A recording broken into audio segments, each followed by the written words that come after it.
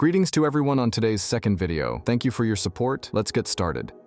Story 1 from user deleted. Guy in his 20s came in complaining of belly button problem. I examined him. He had an irritated scab inside the belly button caused by aggressive lint picking.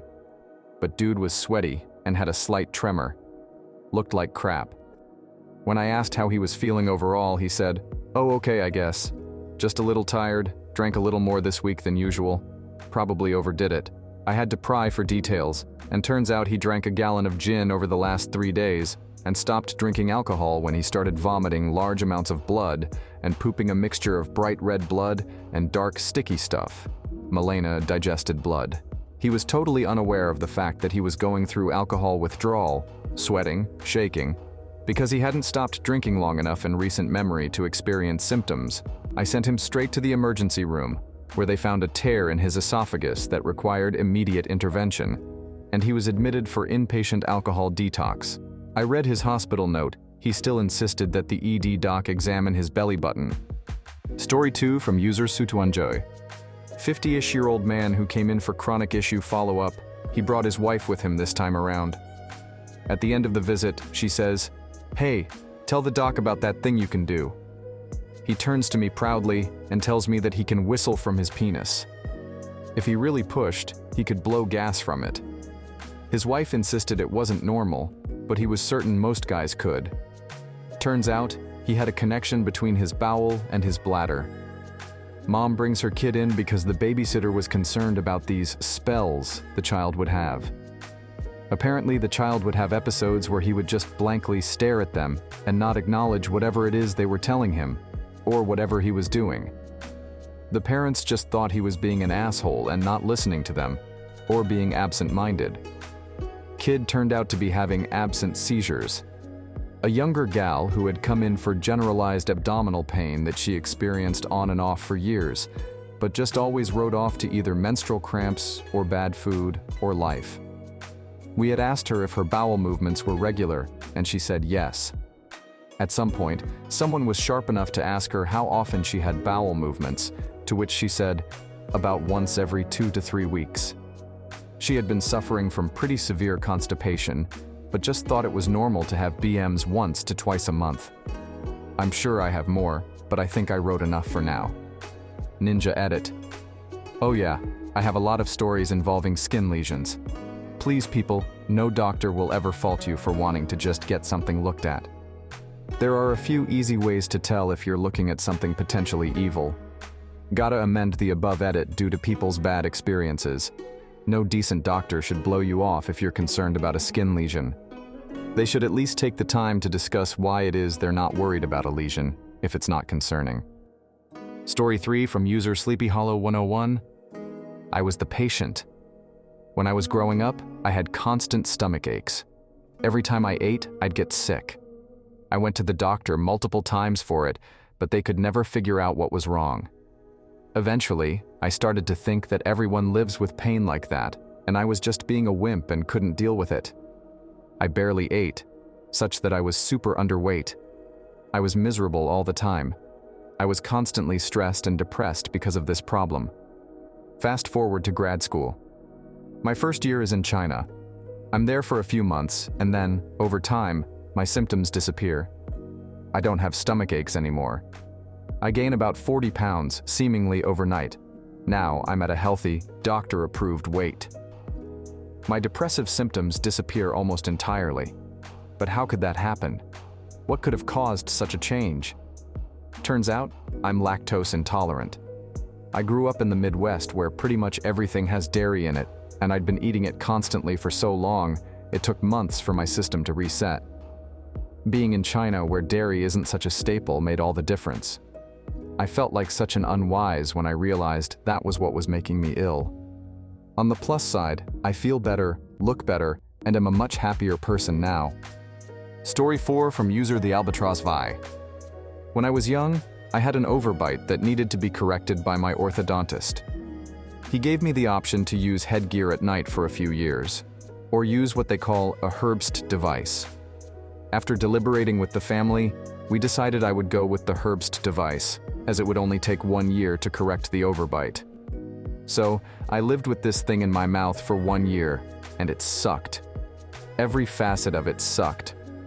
My bottom jaw was covered with a plastic plate, and rods pushed my jaw forward. Finally, the day came when they were to remove the device. I think anyone who's had braces can relate to the feeling of impending oral freedom and the excitement therein. They removed the plate and the rods, but left the palate expander in because it had not yet reached the development they were looking for. This is a good time to mention the rods were attached to my palate expander with screws, and the bottom half of the rods were attached with screws to my bottom molars. After a couple of weeks, I started to lose weight and hardly talk. I didn't want to talk because my mouth hurt too badly. I thought it was normal after having a procedure like this. They chiseled cement from my bottom teeth under the plate and nicked up my cheeks and gums as a result. One night at dinner, my mom got frustrated by the fact that I wouldn't speak. I'd only nod or shake my head or barely open my mouth to let an easy word or two slip out. She asked to look into my mouth and found that they never removed the screws that the rods were attached to. The screws had buried themselves into my cheeks, and every time I'd eat or speak, the screws would pull and slip off of my cheeks. The ortho saw me the next days and removed them. I still have 4 scars in my mouth. Ortho told me that they'd almost gotten through my cheeks. Story 5 from user Bloated Baryonyx. I was the patient. My parents rushed me to A&E because I'd taken something like 18 paracetamol tablets in less than 24 hours. I'd read stories online about people who'd destroy themselves that way, either intentionally or not. I wasn't censored or anything, my stomach just hurt really bad that day, and I kept falling asleep so it was hard to keep track of time. When I say bad, I mean absolute agony. I couldn't move. I was vomiting everything up. Paracetamol barely puts a dent in it sort of pain. I figured this was normal pain for getting stomach cramps, i.e. from bad food. I got them a lot, to some extent every day, but the severity varied wildly. I figured I was just a complete wimp about normal levels of pain. I'd gone to doctors previously, but every time I'd been told that this was heartburn. A few times it was apparently because I had a test later in the week. Anyway, they take some bloods, and it turns out that I had pancreatitis, and have had this same condition pretty much every time the pain got so severe I had trouble staying awake. The doctors at the pediatric A&E just didn't want to take my bloods for whatever reason. Story 6 from user Deleted. I didn't know how much more often I cried than the average person. Average is 1 to 5 a month. As a kid, up until I was 18-19, I cried on average 3 to 6 a week. Apparently, none of my teachers, parents, therapists, or counselors noticed that it was out of the ordinary for a child to cry themselves to sleep most nights, or just burst into tears in the middle of class. It led to a lot of bullying and other stuff, and now I'm not sure I've ever been 100% depression-free. I also thought it was normal to have mental breakdowns often, like once a day, near daily screaming, breaking things, hitting, injuring yourself, dissociating, honestly terrified of yourself, and being alone. Insomnia, brain actually hurts from how trash your thoughts are, etc. I grew out of some of it and learned how to keep most of it behind closed doors, but I still have breakdowns a couple times a month. Some weeks, for instance, the last few, I'll have one daily or more. Turns out that them just rolling their eyes at my breakdowns when I was a kid might have been neglect. The first time I broke down in front of a therapist, not even a bad episode for me, she recommended hospitalization. And also she quit as my therapist. Anyways, yeah, it's been getting worse again. Much worse. But at least now I know it's not a normal thing people go through. Story 7 from user John6. I guess I'm the patient. I had epilepsy when I was young, put on carbamazepine. I was on that for 8 to 9 years at a very high dose. Simply the NHS forgot I was on it and kept prescribing it. A doctor eventually took me off it. I had to wean off it for a fair while. The nub is when I was young, I had an excellent memory.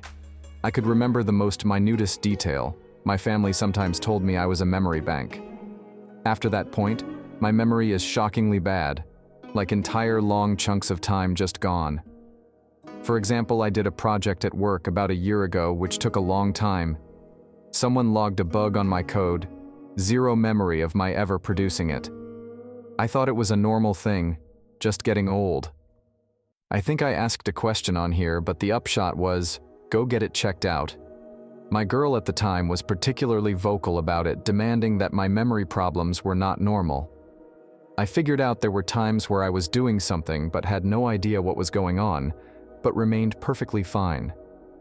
We would have conversations and I'd have no idea what we were discussing. I'd remember events totally out of order in terms of sequence, or completely wrong, i.e., conversations with multiple people who couldn't possibly have been there. Lots of things. I went for EEGs, discussed my absences, how I usually remember things by attributing certain facts to some sort of number trick which I wasn't really conscious of. I just did it. Realized that I would do things, EGA date, and remember nothing of it. This isn't constant, it's just random. I also get sleep paralysis and the rest of it. While this sounds horrific, it's not too bad. I have tea, but I don't view it as life unlivable. Just sometimes I won't remember things, even with heavy prompting. I was offered a control drug, but I declined as I don't think I'm bad enough. It doesn't irritate me enough to do it. I just live by my wall calendar, a couple of notepad.txt files on my computer, and that does me fine. Story 8 from user Squidshay. These are all pretty common, but it's happened to me 3 times. First was when I was in about 10th grade and had been having my period for about 2 years. I didn't realize that I wasn't supposed to be completely debilitated for a week each month. Uncontrollable vomiting and diarrhea, passing out from the pain, not being able to move, etc. The day my mother finally took me to the doctor was after I had missed a few days of school and went back, only to have her pick me up early. I clearly remember walking down the stairwell to HE office and having to sit down BC I could move. The pain was so bad, and I was afraid of fainting. When I finally got to the car, I was curled up in a fetal position and eventually blacked out. She made me an appointment that day, and since being put on birth control, I've had almost no issues. Next 2 were pretty recent. I'm a psychology major about to graduate, and I still didn't realize I was suffering from depression and severe anxiety.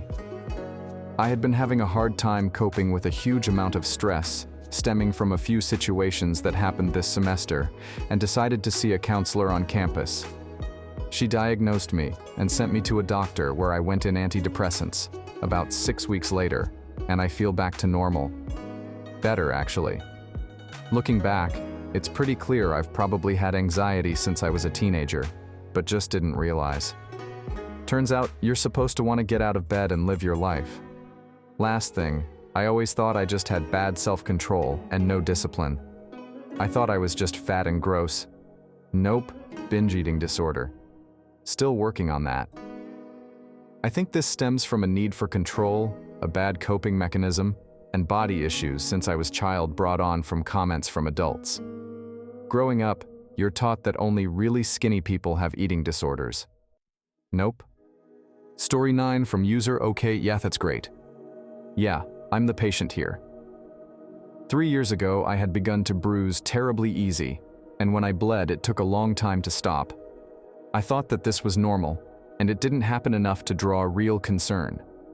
Fast forward a few months, I developed these little red spots all over my legs and sometimes my arms and face. I was terribly self-conscious about them and tried everything to get rid of them, shaving more carefully, moisturizing regularly, etc. I had just thought I was shaving my legs wrong, or they were just sunspots. A few more months later, while I was changing, I noticed a massive bruise on my hip. This thing was about the size of a softball and looked like I had been hit by a car. I had no idea where I got it, so at my next doctor's appointment I brought it up and, yeah, he was concerned, especially since I had no pain. He said if it happens again, I need to get blood work. It did, and I got it done. We got a call just 2 hours after we left the clinic saying that I needed to go to the hospital immediately because my platelet count was 9,000. Average is 150,000 plus. After a night of some treatment, the hematologist comes in and diagnoses me with acute ITP 2 years later, and I'm now considered chronic. So yeah, red spots and unexplained bruising is not normal. Thanks to everyone who was here today. See you tomorrow. Bye-bye.